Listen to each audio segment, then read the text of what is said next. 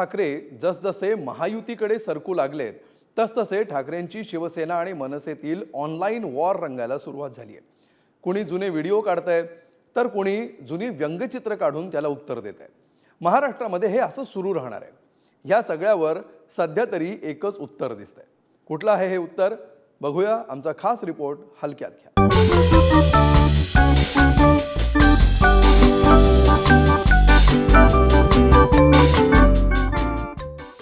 महाराष्ट्रातल्या नेत्यांना आता साने गुरुजींना शरण जाण्याशिवाय पर्याय राहिलेला नाही. तुम्ही म्हणाल साने गुरुजींचा काय संबंध? राज ठाकरे आणि अमित शहांची भेट असो, मनसे महायुतीत जाण्याच्या चर्चा असोत, मविया स्थापन होण्यापूर्वीचे ठाकरेंच्या शिवसेना नेत्यांचे व्हिडिओ असोत किंवा राज ठाकरेंच्या लाव रे तो व्हिडिओच्या चर्चा असोत, या सगळ्या गोष्टींवर सध्याच्या काळातला रामबाण उपाय एकच, तो म्हणजे साने गुरुजी. तर आता तुम्ही म्हणाल की सध्याच्या कोलांटोड्यांच्या राजकारणात साने गुरुजी कुठून आले? तर ऐका, साने गुरुजींचं एक वाक्य सध्या सर्व राजकारण्यांसाठी फायद्याचं ठरणार आहे.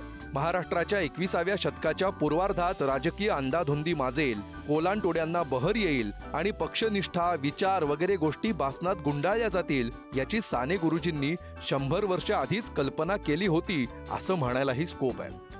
कारण साने गुरुजींनी सांगून ठेवलेलं ते वाक्यच तसं आहे. साने गुरुजी म्हणतात, माझे आधीचे मत आणि नंतरचे मत यात तफावत आढळले तर माझे सर्वात ताजे मत जे असेल तेच गृहीत धरण्यात यावे. आता साने गुरुजींचं हे मत सध्याच्या राजकारणात का महत्वाचं आहे ते तुम्हाला कळेल. महायुतीच्या प्रवेशद्वारावर असणाऱ्या मनसेकडून संजय राऊतांचा हा व्हिडिओ सध्या व्हायरल करण्यात येतोय. बीजेपी को हमने हमेशा देश की राजनीति में, दिल्ली की राजनीति में बड़े भाई की ही दर्जा दिया है, हमेशा पहले से. ये आज की बात नहीं. मुझे लगता है कि पूरे देश में अब उनके कद का कोई नेता नहीं है और आने वाले 25 सालों में न बनने की कोई गुंजाइश दिख रही है. मोदी जी की तुलना में चाहे राहुल गांधी जी हो, प्रियंका गांधी जी हो, अखिलेश हो, मायावती हो या महाराष्ट्र में शरद पवार, किसी को भी स्वीकार नहीं किया है.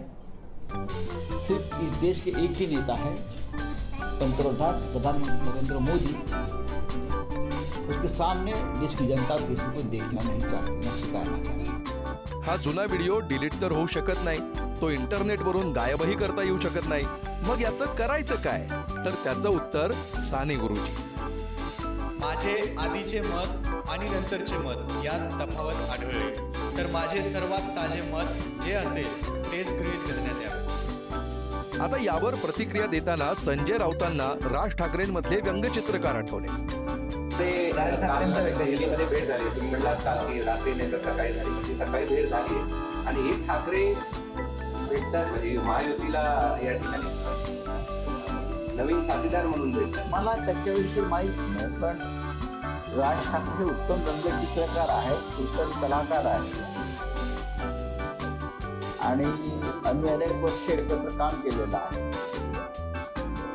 त्यांच्या मनातल्या संवेदना आणि खंत त्या इतर कोणापेक्षा मला जास्त माहीत असतात. आता हे व्यंगचित्रही साने गुरुजींच्या वचनालाच समर्पित होणार हे वेगळं सांगायला नको. या व्यंगचित्राची जागा नवं व्यंगचित्र लवकरच घेईल. आता साने गुरुजींचे हे विचार एकमेकांना ऐकवताना गुरुजींचा आणखी एक महत्वाचा विचारही सर्वांनी समजून घेणं राजकीय शांततेसाठी गरजेचं आहे. गुरुजी म्हणाले होते, दुसऱ्यावर हसणं फार सोपं, मात्र दुसऱ्यासाठी रडणं फार कठीण. त्यासाठी शुद्ध अंतःकरण हवं. असं शुद्ध अंतःकरण सध्याच्या राजकारणात उरलंय का? सांगा, उरलंय का? अमोल जोशी, पुढारी न्यूज, मुंबई.